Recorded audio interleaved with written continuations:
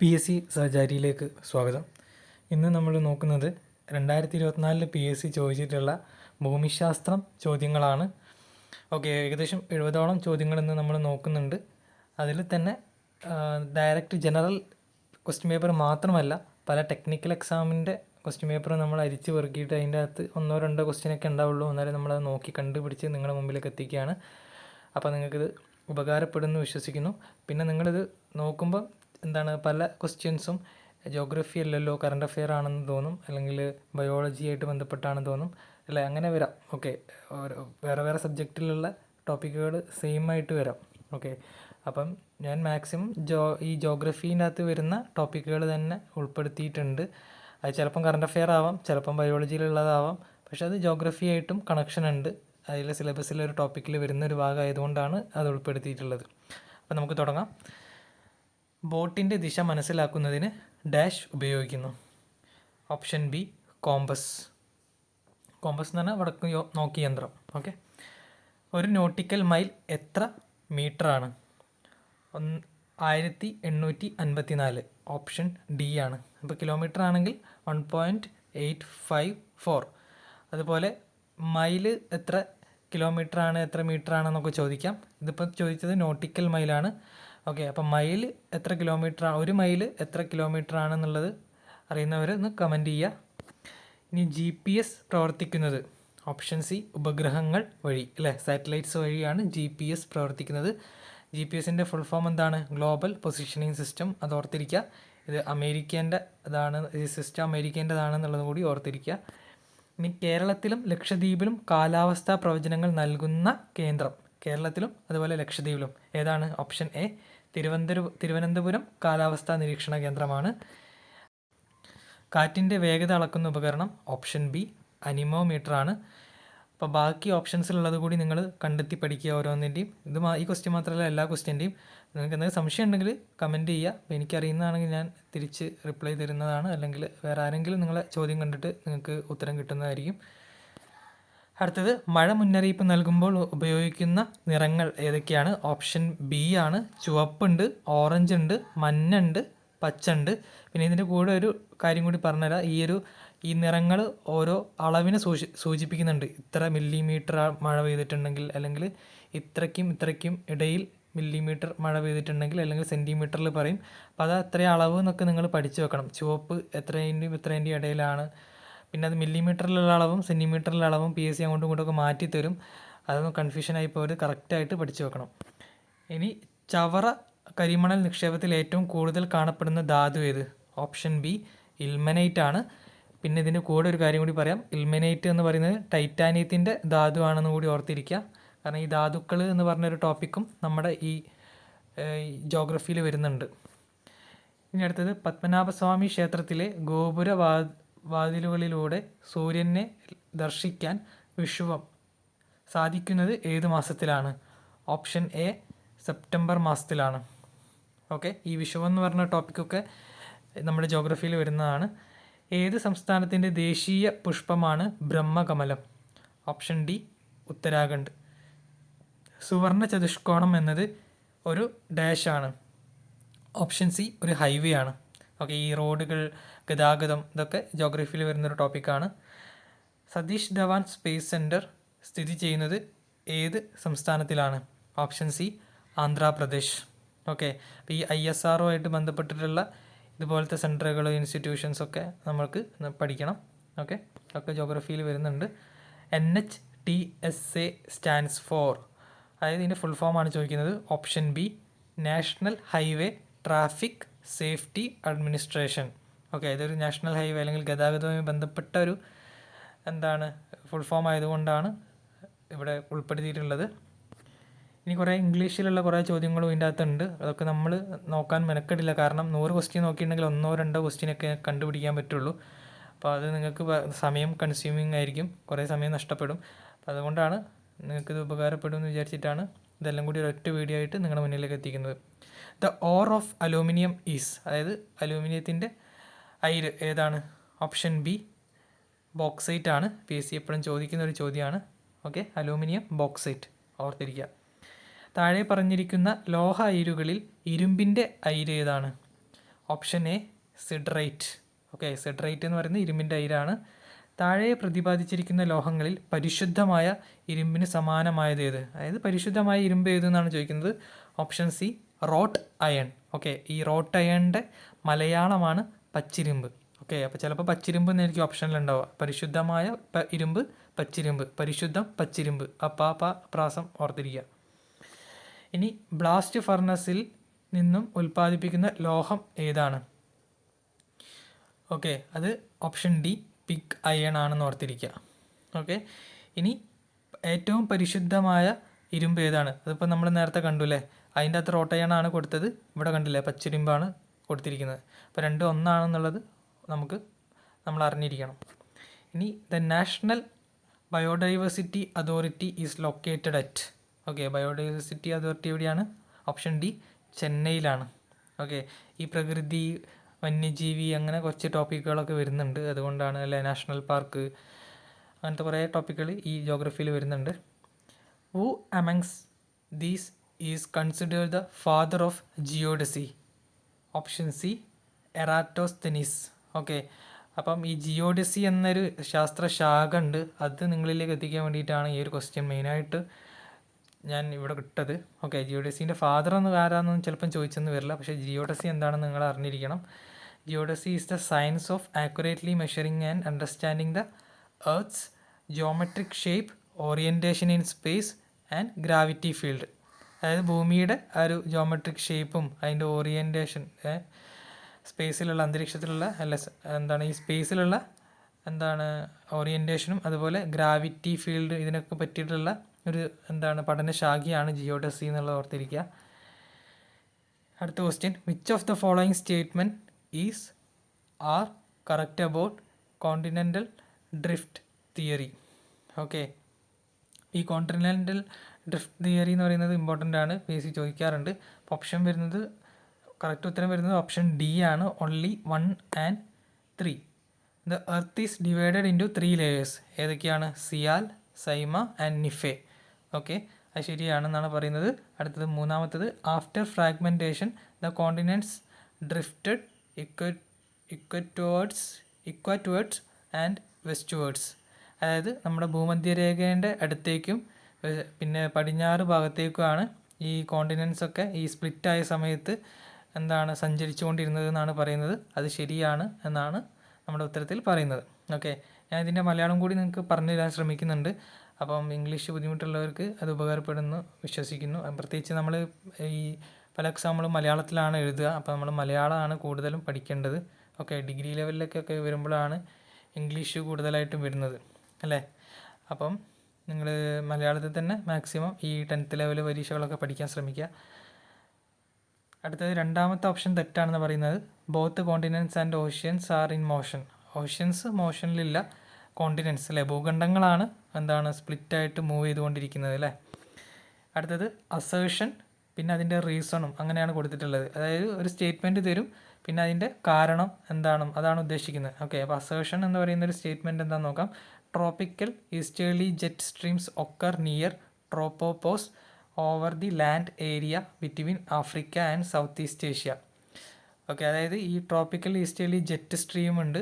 Okay, അത് നമ്മുടെ ട്രോപ്പോപോസ് ഇല്ലേ, ട്രോപ്പോപോസ് എന്ന് പറയുന്നത് ട്രോപ്പോസ്ഫിയറിനും സ്ട്രാറ്റോസ്ഫിയറിനും ഇടയിലുള്ള ആ ഒരു അതിർവരമ്പാണ് ട്രോപ്പോപോസ് എന്ന് പറയുന്നത്.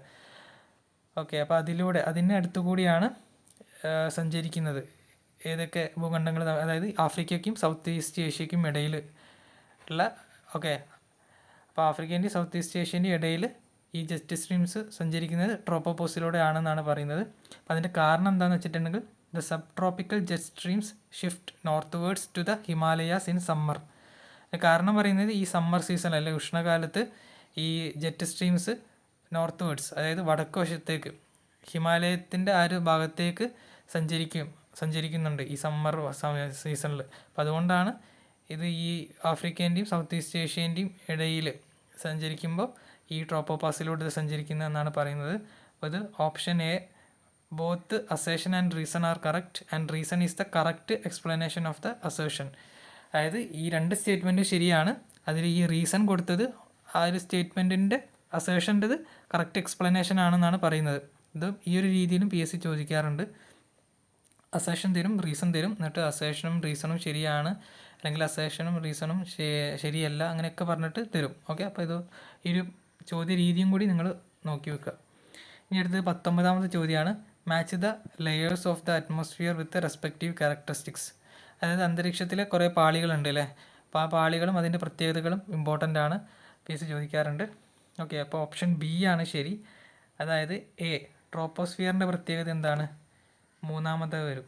നോർമൽ ലാപ്സ് റേറ്റ് ആണ് ട്രോപ്പോസ്ഫിയറിൽ ഉണ്ടാവുക. ഓക്കെ, ഇനി ബി എന്താണ്, സ്ട്രാറ്റോസ്ഫിയർ അല്ലേ, സ്ട്രാറ്റോസ്ഫിയറിൻ്റെ 2ാമത്തേതാണ് presence the nacreous clouds in polar regions. അതായത് ഈ പോളാർ റീജിയനിലേക്ക് ധ്രുവപ്രദേശത്ത് ഈ നാക്രിയസ് മേഘങ്ങൾ കാണുന്നുണ്ട്, ഏതിൽ, സ്ട്രാറ്റോസ്ഫിയറിൽ. ഇനി അടുത്തത് സി മീസോസ്ഫിയർ ആണ്, അത് 1 വരുന്നത്. Meteorites burn on entering the atmosphere. അതായത് ഈ ഉൽക്കാശിലകൾ അല്ലെങ്കിൽ കഷ്ണങ്ങൾ നമ്മുടെ അറ്റ്മോസ്ഫിയറിലേക്ക് അല്ലെങ്കിൽ അന്തരീക്ഷത്തിലേക്ക് പതിക്കുന്ന സമയത്ത് അല്ലെങ്കിൽ എൻ്റർ ചെയ്യുന്ന സമയത്ത് അത് കത്തിച്ചാരമാവുന്ന അന്തരീക്ഷപാളിയാണ് മീസോസ്ഫിയർ എന്നാണ് പറയുന്നത്, കറക്റ്റാണ്. ഇനി അടുത്തത് ഡി എന്താണ്, 4ാമത്തേതാണ് reflection of radio waves transmitted from earth. Okay, അതായത് ഈ റേഡിയോ വേവ്സിനൊക്കെ എന്താണ് ട്രാൻസ്മിഷന് വേണ്ടിയിട്ട് ഉപയോഗിക്കുന്ന ഒരു അന്തരീക്ഷ മേഖലയാണ് തെർമോസ്ഫിയർ എന്ന് പറയുന്നത്. ഓക്കെ, ഭൂമിയിൽ നിന്ന് നമ്മൾ ട്രാൻസ്മിറ്റ് ചെയ്യുന്ന ഈ റേഡിയോ വേവ്സിനെ റിഫ്ലക്റ്റ് ചെയ്യുന്നു ആര്, ഈ തെർമോസ്ഫിയർ എന്ന് പറഞ്ഞ അന്തരീക്ഷ മേഖല. ഓക്കെ, ഇനി അടുത്ത question identify the wrongly matched pair. Correct answer ഏതാണ്, ഓപ്ഷൻ ഡി ആണ്. സൈക്ലോൺസ് ചൈന എന്നാണ് കൊടുത്തത്, തെറ്റാണ്. നമുക്കറിയാം സൈക്ലോൺസ് നമ്മൾ എവിടെയാണ്, ബംഗാൾ ഉൾക്കടലിലാണ് ഉണ്ട് എന്ന് ഓർത്തിരിക്കുക. അപ്പോൾ ബാക്കി 3 ശരിയാണ്, അപ്പോൾ അത് നിങ്ങൾ പഠിച്ചു വെക്കണം. Okay, Australia willy willies, Philippines baguio, hurricanes എവിടെയാണ്, വടക്കേ America. Okay, which among the following represents the Mediterranean climate in Koppen's climatic classification.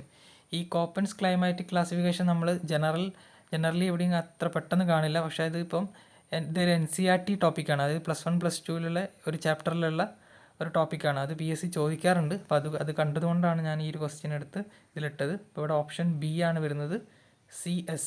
Okay, ഇതേമാതിരി കുറേ എന്താണ് പല പല ക്ലൈമറ്റിനും പല പല റെപ്രസെൻറ്റേഷൻസ് കൊടുത്തിട്ടുണ്ട്, അപ്പോൾ അതൊക്കെ നമ്മൾ പഠിക്കണം. അടുത്ത ചോദ്യം identify the incorrect statements. Option C ആണ് ഉത്തരം വരുന്നത്, ബി ആൻഡ് ഡി. അതായത് ബിയും ഡിയും തെറ്റാണെന്നാണ് പറയുന്നത്. ഓക്കെ, അപ്പോൾ എയും സിയും നമുക്ക് എന്താണെന്ന് നോക്കാം. Weakening or reversal of Walker circulation results in El Nino events.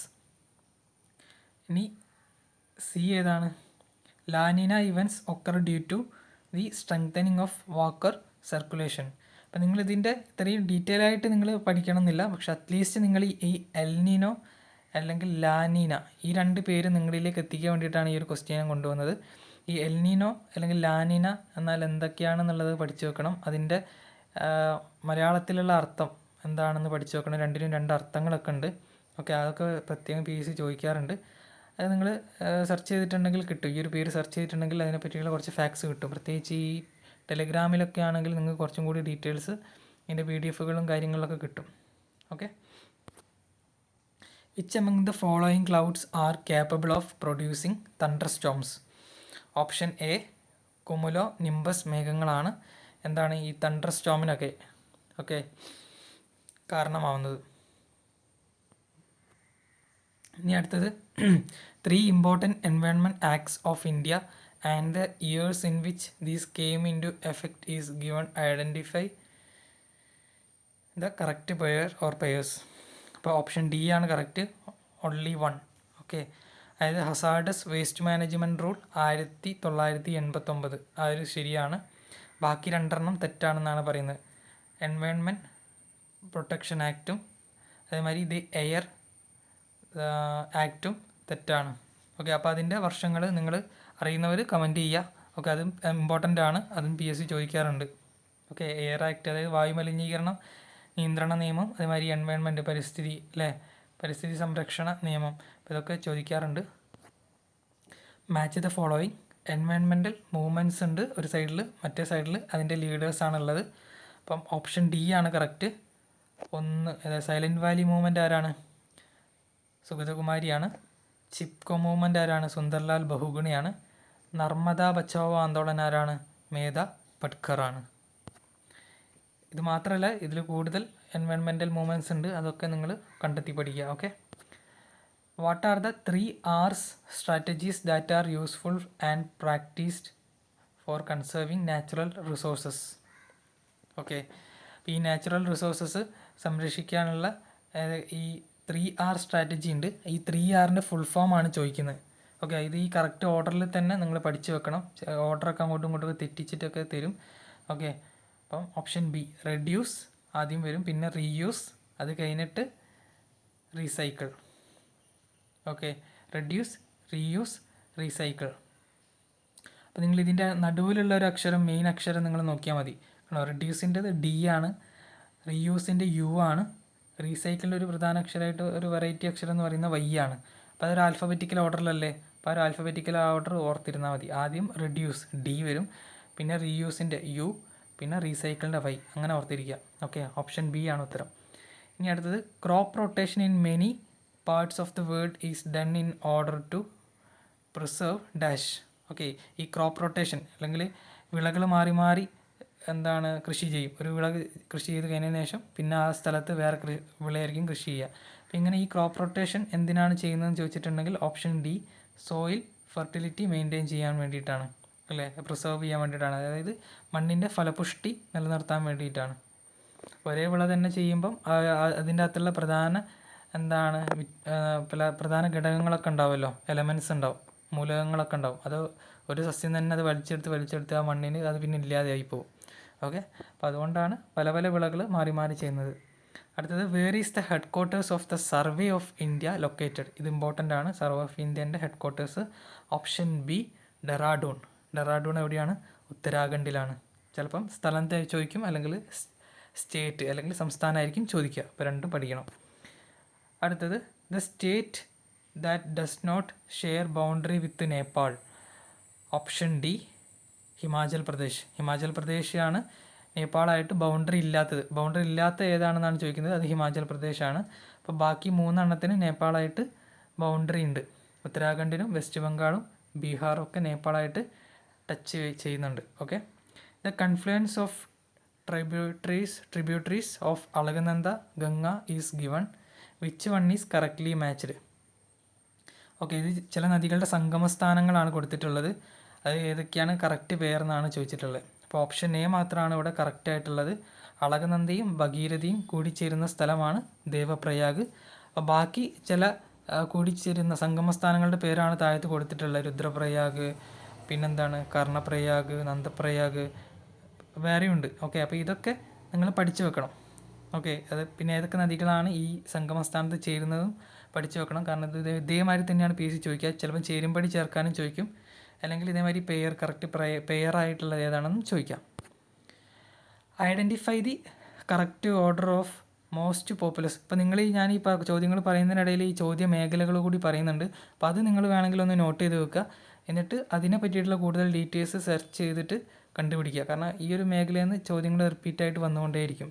നിങ്ങൾ അതാണ് വാരി വലിച്ച് പഠിക്കുന്നതിന് പകരം പി എസ് സി ചോദിക്കുന്ന ഈ മേഖലകൾ ഏതൊക്കെയാണ് നോട്ട് ചെയ്തിട്ട് അത് ആദ്യം കൂടുതൽ പ്രയോറിറ്റി അല്ലെങ്കിൽ മുൻഗണന കൊടുത്തിട്ട് പഠിക്കുക. അല്ലെങ്കിൽ നോട്ടൊക്കെ എഴുതി വെക്കുക. അല്ലെങ്കിൽ പരീക്ഷയ്ക്ക് നിങ്ങൾ പോകുന്നതിന് തൊട്ട് മുന്നുള്ള ദിവസങ്ങളിൽ ഈ ഒരു ടോപ്പിക്കുകളൊക്കെ റിവിഷൻ ചെയ്യുക. Okay. Identify the correct order of most populous States in India 2011.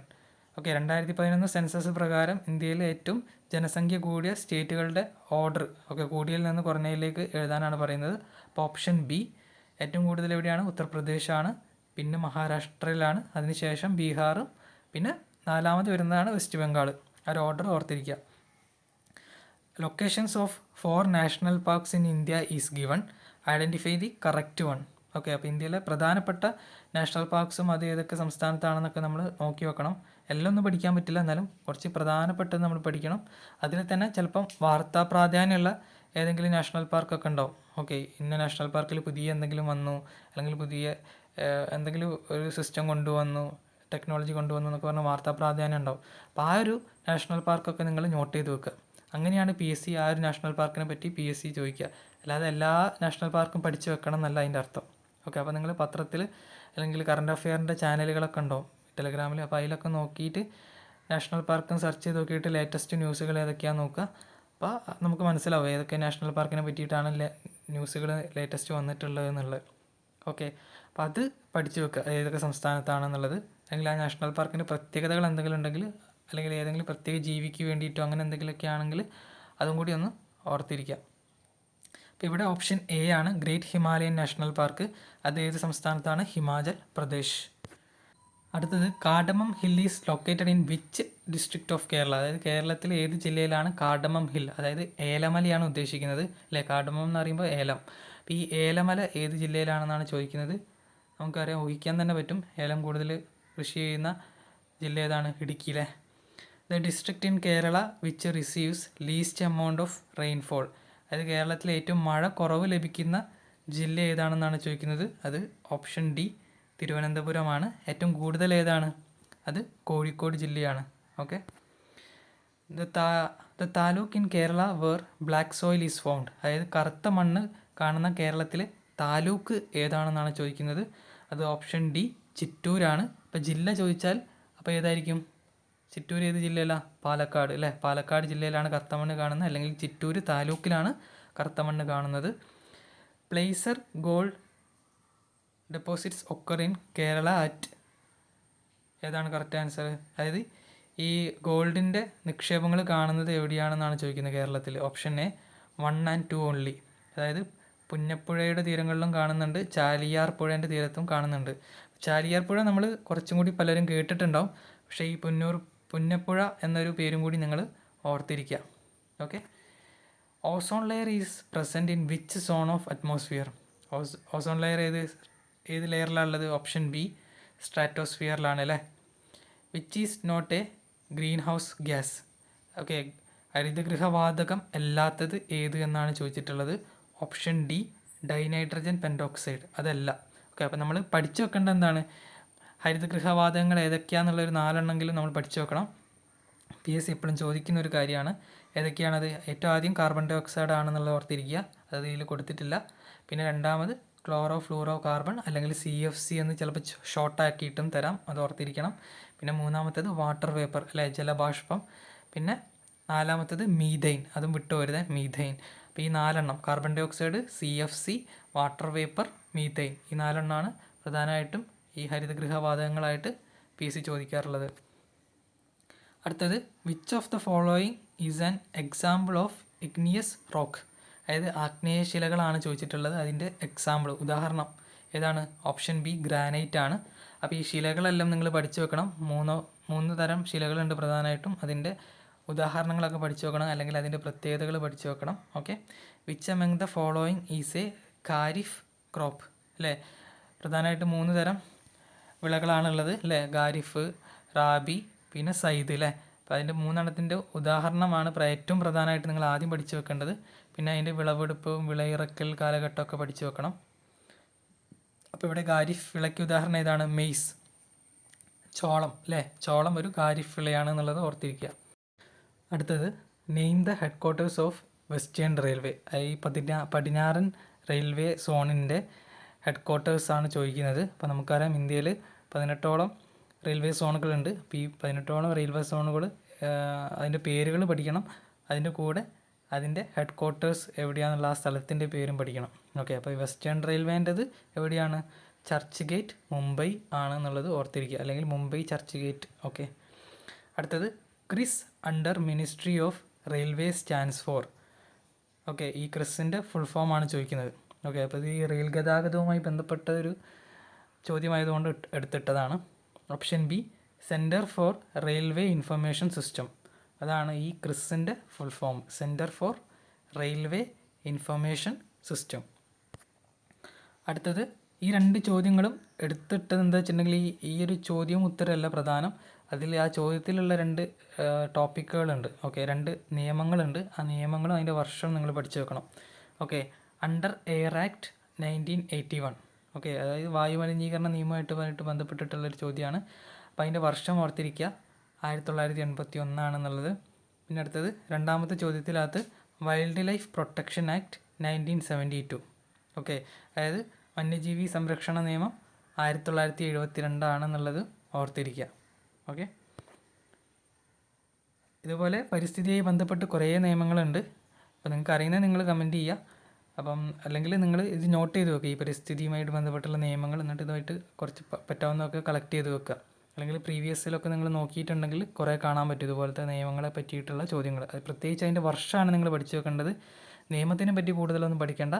ഈ പരിസ്ഥിതിയുമായി ബന്ധപ്പെട്ടിട്ടുള്ള നിയമങ്ങളും അല്ലെങ്കിൽ പരിസ്ഥിതി സംരക്ഷണവുമായി ബന്ധപ്പെട്ടിട്ടുള്ള നിയമങ്ങളും അതിൻ്റെ വർഷവും അറ്റ്ലീസ്റ്റ് നിങ്ങൾ പഠിച്ചു വെക്കണം. അടുത്തത്, consider the following statements regarding national green tribunal. Okay, ഈ നാഷണൽ ഗ്രീൻ ട്രിബ്യൂണൽ എന്ന് പറയുന്നത് ഇമ്പോർട്ടൻ്റ് ആയിട്ടുള്ളൊരു ടോപ്പിക്കാണ്, അധികമായിട്ടുള്ള പരീക്ഷയിലും വരുന്നുണ്ട്.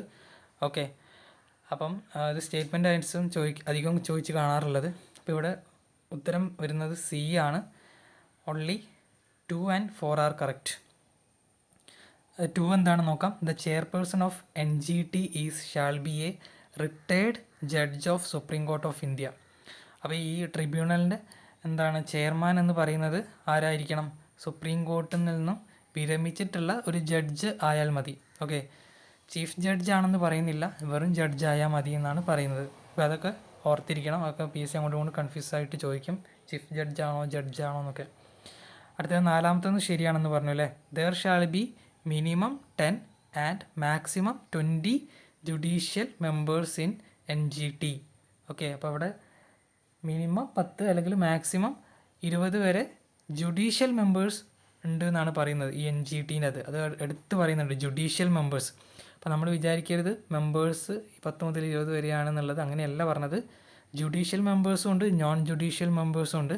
ഈ ജുഡീഷ്യൽ മെമ്പേഴ്സിൻ്റെ എണ്ണം മാത്രമാണ് ഇവിടെ പറഞ്ഞിട്ടുള്ളത്. അപ്പോൾ നിങ്ങൾ ഈ നോൺ ജുഡീഷ്യൽ മെമ്പേഴ്സ് എത്രയാണെന്ന് പഠിക്കണം. അതുപോലെ ഈ ടോട്ടൽ മെമ്പേഴ്സ് എത്രയാണെന്ന് അങ്ങനെ പഠിക്കണം. ഓക്കെ, പിന്നെ ചെയർമാൻ ആരാണ്, പിന്നെ നിങ്ങൾ പരീക്ഷ എഴുതാൻ പോകുന്ന സമയത്ത് നിലവിലുള്ള ചെയർമാൻ്റെ പേരെന്താണെന്ന് പഠിക്കണം. ഓക്കെ, പിന്നെ ഇതുമായിട്ട് ബന്ധപ്പെട്ടിട്ടുള്ള ഏത് വർഷങ്ങൾ പഠിക്കണം, എന്നാണ് നിലവിൽ വന്നത്, അല്ലെങ്കിൽ ഇതുമായിട്ട് ബന്ധപ്പെട്ടുള്ള നിയമങ്ങൾ.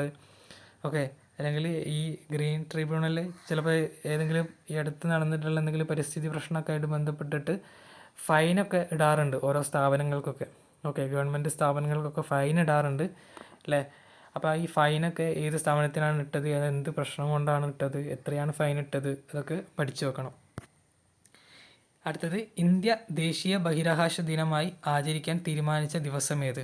ഓപ്ഷൻ ബി ഓഗസ്റ്റ് 23 ആണ്. അപ്പോൾ അത് എന്തുകൊണ്ടാണ് ഈ ഓഗസ്റ്റ് 23 എടുത്തതെന്ന് നമ്മൾ പഠിക്കണം അല്ലേ. ചന്ദ്രയാൻ 3 ആയിട്ട് ബന്ധപ്പെട്ടിട്ടാണ്, അല്ലെങ്കിൽ ചന്ദ്രനിൽ അത് ലാൻഡ് ചെയ്ത ആ ദിവസമാണ് ഓഗസ്റ്റ് 23 എന്നുള്ള ഓർത്തിരിക്കുക. പിന്നെ അതിൻ്റെ പ്രമേയം ഓരോ വർഷവും ഈ ഓഗസ്റ്റ് 23 പ്രമേയം ആചരിച്ച് തുടങ്ങിയിട്ടുണ്ട്. അപ്പോൾ ഈ 2025 പ്രമേയം ഈ അടുത്ത് പരീക്ഷയിൽ ചോദിച്ചിരുന്നു. ഈ 2025 മെയ് മാസത്തിലെ ഒരു പരീക്ഷയിൽ ചോദിച്ചിരുന്നു. അപ്പം നിങ്ങൾ ഈ ഡിഗ്രി ലെവൽ എക്സാമിന് പ്രിലിമിനറിക്ക് ചോദിച്ചിട്ടുണ്ടായിരുന്നു. അപ്പോൾ നിങ്ങളതൊക്കെ പഠിച്ചു വെക്കണം, കറണ്ട് അഫെയർ ആയിട്ടും പഠിച്ചു വെക്കണം. കേരളത്തിൽ കൊല്ലം മുതൽ കോട്ടപ്പുറം വരെയുള്ള പശ്ചിമ തീര കനാൽ ഏത് ജലപാതയിൽ ഉൾപ്പെടുന്നു? ഓപ്ഷൻ സി ദേശീയ ജലപാത 3. ഓക്കെ, ഇതുപോലെ ദേശീയ ജലപാത 1 മുതൽ 6 വരെ നിങ്ങൾ പഠിച്ചു വെക്കണം, ഏതൊക്കെ സ്ഥലങ്ങളെ തമ്മിലാണ് കണക്ട് ചെയ്യുന്നത്, അതുപോലെ അത് ഏതൊക്കെ നദീവ്യൂഹങ്ങളാണ് അതിൻ്റെ അത് ഉൾപ്പെട്ടിട്ടുള്ളത് എന്നുള്ളത്. ഓക്കെ, ഇന്ത്യയിൽ 6 പ്രധാനപ്പെട്ടത് ആദ്യത്തേതുണ്ട്, 1 മുതൽ 6 വരെ, അത് പഠിക്കണം. ഓക്കെ, ആകെ 111 എണ്ണമാണ് ഉള്ളതെന്ന് പഠിക്കുക. അതിൽ ഈ ആദ്യത്തെ 6 അതിനെ കണക്ട് ചെയ്യുന്ന സ്ഥലം, അതിൽ ഉൾപ്പെട്ടിരിക്കുന്ന നദീവ്യൂഹങ്ങൾ ഏതൊക്കെയാണെന്നുള്ളതും പഠിച്ചു വെക്കുക. അടുത്തത്, കേരളത്തിൽ ഇന്ത്യയുമായി വടക്ക് പടിഞ്ഞാറ് അതിർത്തി പങ്കിടുന്ന രാജ്യമേത്? ഫസ്റ്റ് തന്നെ നമ്മുടെ മനസ്സിലേക്ക് വരിക പാകിസ്ഥാനായിരിക്കും, പക്ഷേ അത് ഓപ്ഷനിലില്ല. അപ്പം ഓപ്ഷൻ സി ഏതാണ്? അഫ്ഗാനിസ്ഥാനാണ് ഏറ്റവും ഉചിതമായിട്ടുള്ള ഉത്തരം. ഓക്കെ, ഇന്ത്യയായിട്ട് ഡയറക്റ്റ് അതിർത്തി പങ്കിടുന്ന ഒരു രാജ്യമാണ് അഫ്ഗാനിസ്ഥാൻ. അതുപോലെ വേറൊരു ചോദ്യം ചോദിക്കാൻ സാധ്യതയുള്ളത്, ഇന്ത്യയുമായിട്ട് ഏറ്റവും കുറഞ്ഞ കരാതിർത്തി പങ്കിടുന്ന രാജ്യം ഏതാണെന്ന് ചോദിച്ചിട്ടുണ്ടെങ്കിലും അതും അഫ്ഗാനിസ്ഥാൻ തന്നെയാണ്. അടുത്തത്, ഉപദ്വീപീയ നദികളിൽ വെച്ച് ഏറ്റവും നീളം കൂടിയ നദി ഏതാണ്? നമുക്കറിയാം ഓപ്ഷൻ ഡി ഗോദാവരിയാണ്. അപ്പോൾ ഉപദ്വീപീയ നദികളുമായി ബന്ധപ്പെട്ടുള്ള ചോദ്യങ്ങൾ എല്ലാം പഠിച്ചു വെക്കണം. ഈ ഉപദ്വീപീയ നദികളും അതിൻ്റെ പോഷക നദികളെ പേരുകളൊക്കെ പഠിച്ചു വെക്കണം. ഓക്കെ, അറ്റ്ലീസ്റ്റ് അതെങ്കിലും പഠിച്ചു വെക്കണം.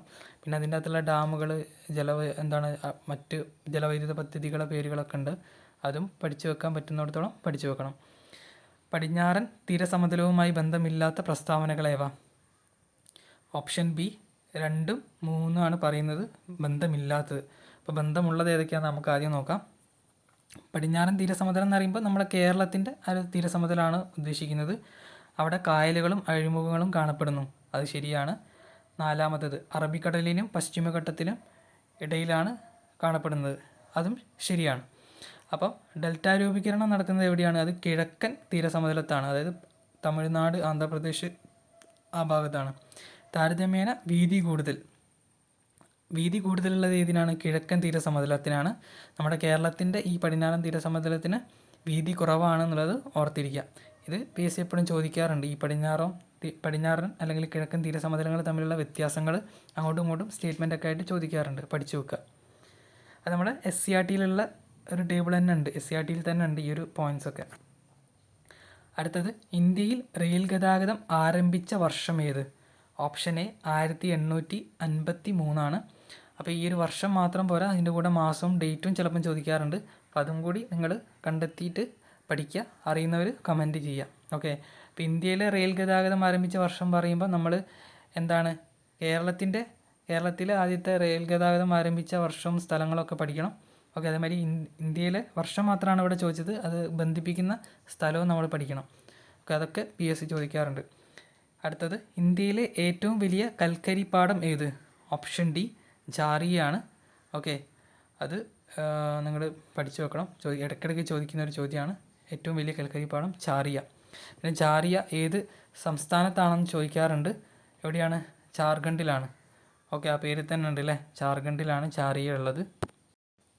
അടുത്ത ചോദ്യം, 1959 ജർമ്മൻ സാങ്കേതിക സഹായത്തോടെ ഇന്ത്യയിൽ സ്ഥാപിക്കപ്പെട്ട ഇരുമ്പുരുക്കു ശാല ഏതാണെന്നുള്ളതാണ്.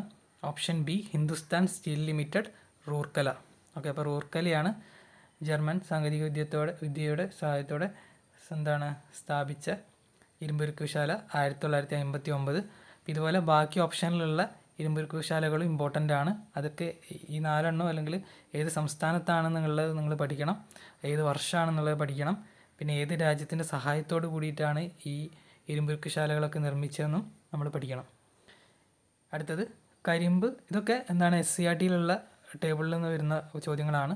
ഓക്കെ, അപ്പം SCERT ആണ് ഇതിൻ്റെയൊക്കെ സോഴ്സ്. കരിമ്പ് ഉൽപ്പാദനത്തിൽ 1ാം സ്ഥാനത്തുള്ള ഇന്ത്യൻ സംസ്ഥാനം ഏത്? ഓപ്ഷൻ ബി ഉത്തർപ്രദേശാണ്. അപ്പം നിലവിലും 2025 കരിമ്പ് ഉൽപ്പാദനത്തിൽ ഉത്തർപ്രദേശ് തന്നെയാണ്. അപ്പോൾ ഇത് നിങ്ങൾ പരീക്ഷയ്ക്ക് മുന്നേ ഒരാഴ്ച മുന്നെങ്കിൽ നിങ്ങൾ പഠിച്ചു വെക്കണം, ഏതൊക്കെയാണ് ആ ഒരു വർഷത്തെ ഏറ്റവും, അതായത് ഓരോ വിളകളും, നെല്ല്, ഗോതമ്പ്, അതേമാതിരി ചോളം, പിന്നെ ചണം, ഇതുപോലത്തെ പ്രധാനപ്പെട്ട കുറച്ച് വിളകളത്, കരിമ്പ് ഒക്കെ നിങ്ങൾ പഠിച്ചു വെക്കണം. ഏതൊക്കെ രാജ്യമാണ് ഏറ്റവും ടോപ്പിലുള്ളത്, അതുപോലെ ഏത് സംസ്ഥാനമാണ് ഏറ്റവും ടോപ്പിലുള്ളത് നിങ്ങൾ പഠിച്ചു വെക്കണം. അടുത്തത്, പാരമ്പര്യേതര ഊർജ്ജ സ്രോതസ്സിൻ്റെ സവിശേഷത അല്ലാത്തത് ഏതാണ് ചോദിക്കുന്നത്. അപ്പോൾ ഇവിടെ ഓപ്ഷൻ സി ശുഷ്കമായി കൊണ്ടിരിക്കുന്നു, അതാണ് സവിശേഷത അല്ലാത്തത്. ഓക്കെ, ശുഷ്കമായി കൊണ്ടിരിക്കുക എന്ന് പറഞ്ഞിട്ടുണ്ടെങ്കിൽ അത് കുറഞ്ഞു വരുന്നു എന്നാണ് അർത്ഥം, അത് തെറ്റല്ലേ. പാരമ്പര്യേതര ഊർജ്ജ സ്രോതസ്സ് എന്ന് പറയുമ്പോൾ സൗരോർജ്ജം, കാറ്റിൽ നിന്നുള്ള ഊർജ്ജം, തിരമാല, ഇതൊക്കെയാണ്. അപ്പം അതൊന്നും ഒരിക്കലും തീർന്നു പോവില്ല. അപ്പം ഓപ്ഷൻ സി എന്ന് പറയുന്നത് തെറ്റാണ്. ബാക്കിയുള്ള 3ഉം എന്തിൻ്റെ പ്രത്യേകതയാണ്? പാരമ്പര്യേതര ഊർജ്ജ സ്രോതസ്സിൻ്റെ പ്രത്യേകതയാണ്. പിന്നെ ചോദിക്കുന്നത് എന്താണ്? പാരമ്പര്യ ഊർജ്ജ സ്രോതസ്സ് ചോദിക്കാറുണ്ടല്ലേ. ഇതിപ്പോൾ പാരമ്പര്യേതരയാണ്, പാരമ്പര്യ ഊർജ്ജ സ്രോതസ്സിൻ്റെ ചോദ്യങ്ങളും വരാറുണ്ട്. അപ്പോൾ ഇതിൻ്റെ ഉദാഹരണങ്ങളാണ് അങ്ങോട്ടും ഇങ്ങോട്ടും മാറിപ്പോകുന്നതൊക്കെ ഉണ്ട്. അപ്പോൾ അത് നിങ്ങൾ ഓരോ ഉദാഹരണങ്ങളും രണ്ടിൻ്റെയും പഠിക്കണം, പിന്നെ ഇതിൻ്റെ പ്രത്യേകതകളും രണ്ടിൻ്റെയും പഠിക്കണം. ഓക്കെ, ശുഷ്കമായിക്കൊണ്ടിരിക്കുന്നത് അപ്പോൾ ഏതാണ്? പാരമ്പര്യ ഊർജ്ജ സ്രോതസ്സാണ്. ഉദാഹരണം എന്താണ്? പെട്രോള്, മണ്ണെണ്ണ, അങ്ങനത്തെ സാധനങ്ങളൊക്കെ അല്ലേ, അതൊക്കെ തീർന്നു പോകും, നമ്മൾ കുറച്ച് കാലം ഉപയോഗിച്ച് കഴിഞ്ഞാൽ തീർന്നു പോകാൻ സാധ്യതകളാണ്. അടുത്തത്, സ്വാതന്ത്ര്യാനന്തര ഇന്ത്യയുടെ സാമ്പത്തികമായ ആധുനികവൽക്കരണത്തിൽ സുപ്രധാന പങ്കുവഹിച്ച ഏറ്റവും വലിയ വിവിധോദ്ദേശ നദീതട പദ്ധതി ഏതാണ്? ഓപ്ഷൻ ബി ബക്ര നംഗലാണ് ഏറ്റവും വലിയ വിവിധോദ്ദേശ നദീതട പദ്ധതി. അതേമാതിരി ദാമോദർ വാലി ഏറ്റവും ആദ്യത്തെ വിവിധോദ്ദേശ നദീതട പദ്ധതിയാണെന്നുള്ളത് ഓർത്തിരിക്കുക. രണ്ടും അങ്ങോട്ടും ഇങ്ങോട്ടും മാറിപ്പോവും, അതുകൊണ്ടാണ് രണ്ടും ഓപ്ഷനിൽ കൊടുത്തിട്ടുള്ളത്. കേരളത്തിലെ ഏറ്റവും ഉയരം കൂടിയ കൊടുമുടിയായ ആനമുടി, അതുതന്നെ ഒരു ചോദ്യമാണല്ലേ. ഏറ്റവും ഉയരം കൂടിയ കൊടുമുടി ഏതാണ്? കേരളത്തിലെ ആനമുടി. അത് ഏത് ജില്ലയിലാണെന്ന് ചോദിച്ചിട്ടുണ്ടെങ്കിൽ ഓപ്ഷൻ സി ഇടുക്കി. പിന്നെ അതിൻ്റെ ഉയരവും ചോദിക്കാറുണ്ട്, അതും നിങ്ങൾ പഠിച്ചു വെക്കണം, അറിയുന്നവർ കമൻറ്റ് ചെയ്യുക. കൊച്ചി മെട്രോ നിലവിൽ വന്ന വർഷം ഏത്? Option A 2017. അപ്പോൾ ഈ കൊച്ചി മെട്രോയും കൊച്ചി വാട്ടർ മെട്രോയും PSCൻ്റെ ഫേവറേറ്റ് ആയിട്ടുള്ള ടോപ്പിക്കാണ്. അപ്പോൾ അത് രണ്ടും നിങ്ങൾ നോക്കി വെക്കണം. ഇപ്പോൾ പുതിയൊരു കാര്യം കൂടി വന്നിട്ടുണ്ട്. എന്താണ്? വിഴിഞ്ഞം പോർട്ട് അല്ലേ. അപ്പോൾ ഈ വിഴിഞ്ഞം തുറമുഖത്തെ പറ്റിയിട്ടുള്ള ഫാക്റ്റുകളും PSC ചോദിക്കാം. ഓക്കെ, ചോദിക്കുന്നുണ്ട്. അപ്പം ഇനിയും ചോദിക്കാം. അതുമാതിരി കൊച്ചി മെട്രോയും കൊച്ചി വാട്ടർ മെട്രോയും പഴയ കാര്യമാണെന്ന് വിചാരിച്ച് നിങ്ങൾ ഒഴിവാക്കരുത്. 2017 കാര്യമാണ്, ചോദിക്കില്ല എന്ന് വിചാരിക്കരുത്. അത് ചോദിക്കാറുണ്ട് ഇപ്പോഴും. ഓക്കെ, അതിൻ്റെ ബേസിക് ഫാക്റ്റ് GK എന്നുള്ള രീതിയിൽ പഠിച്ചു വെക്കുക.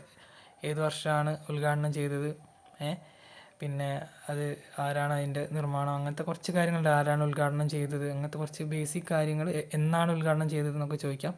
അപ്പോൾ അതൊക്കെ ഒന്ന് ബേസിക് ആയിട്ടുള്ള കാര്യങ്ങൾ പഠിച്ചു വെക്കുക. പിന്നെ അതിൻ്റെ ലോഗോകൾ എന്തൊക്കെയാണ്, അങ്ങനത്തെ കുറച്ച് കാര്യങ്ങൾ. കേരളത്തിലെ നദികളിൽ കിഴക്കോട്ടൊഴുകുന്ന നദി ഏത്? ഇപ്പോൾ ഇവിടെ ഉള്ള ഓപ്ഷൻസിൽ ഓപ്ഷൻ ബി പാമ്പാറാണ്.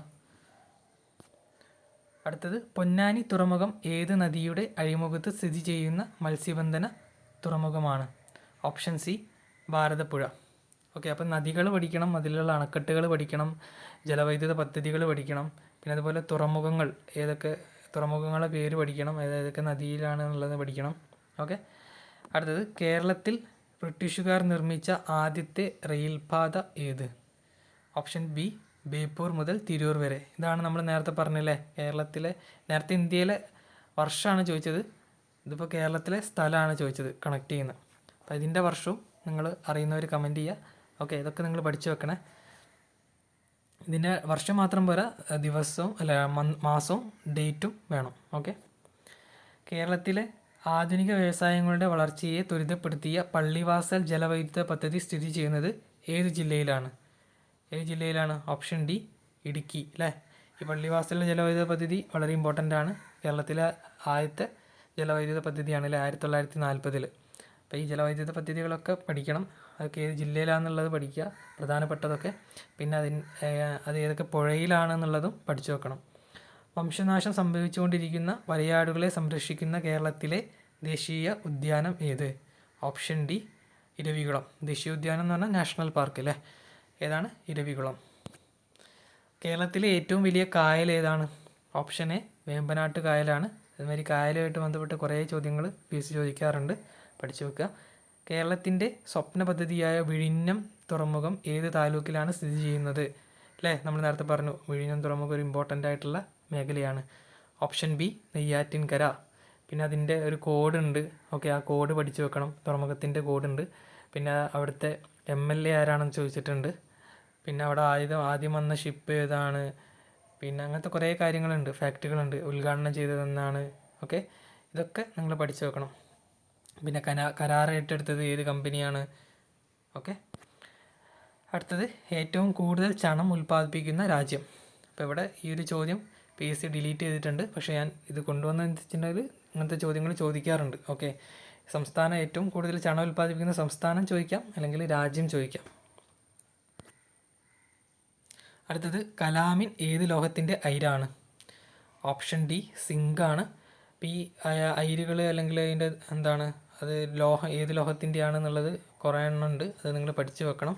ഓക്കെ, അത് ഈ സയൻസിൻ്റെ അകത്തും വരുന്നൊരു ടോപ്പിക്കാണ്. അതുപോലെ ഈ ജോഗ്രഫിയിലും കാണാം. ഓക്കെ, അപ്പോൾ നിങ്ങളിത് പഠിച്ചു വെക്കുക. അടുത്തത്, ബഹിരാകാശ യാത്ര നടത്തിയ ആദ്യത്തെ ഇന്ത്യക്കാരനാര്?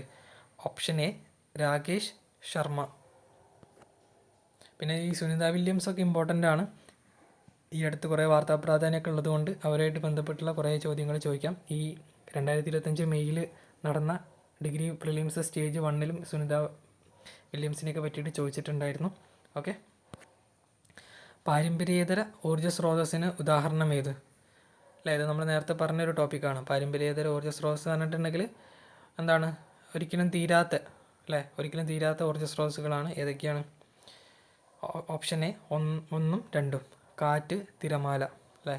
അപ്പം എന്തൊക്കെയാണ് ഈ 3, 4 എന്താണ്? അത് പാരമ്പര്യ ഊർജ്ജ സ്രോതസ്സിന് ഉദാഹരണമാണ്. പെട്രോള്, കൽക്കരി, അതൊക്കെ ഭാവിയിൽ സമീപകാലത്ത് തീർന്നു പോകാൻ സാധ്യത ഉള്ളതാണ്. അപ്പോൾ നമ്മുടെ 72 ചോദ്യങ്ങളുണ്ടായിരുന്നു. അത് ഇവിടെ തീർന്നിരിക്കുകയാണ്. അപ്പോൾ നിങ്ങൾക്ക് ഈ കുറേ ഒരു മേഖല നിങ്ങൾക്ക് മനസ്സിലായിട്ടുണ്ടാവും, ഏതൊക്കെ ഭാഗത്തു നിന്നാണ് PSC റിപ്പീറ്റഡ് ആയിട്ട് ചോദിക്കുന്നത് എന്നുള്ളത്. അതാണ് നമുക്ക് വേണ്ടത്. നമ്മൾ വെറുതെ പരന്ന വായനയ്ക്ക് പകരം എന്താണ്, ഏതാണ് പ്രധാനപ്പെട്ട മേഖല എന്ന് ഫോക്കസ് ചെയ്തിട്ട് അതിൽ കൂടുതൽ റിവിഷൻ നടത്തി പഠിച്ചിട്ടുണ്ടെങ്കിൽ നമുക്ക് കൂടുതൽ റിസൾട്ട് ഉണ്ടാക്കാൻ പറ്റും പെട്ടെന്ന്. ഓക്കെ, അപ്പോൾ നമുക്ക് മറ്റൊരു വീഡിയോയിൽ വീണ്ടും കാണാം. നിങ്ങൾക്കിത് ഉപകാരപ്പെട്ടിട്ടുണ്ടെങ്കിൽ കമൻറ്റ് ചെയ്യുക. Thank you.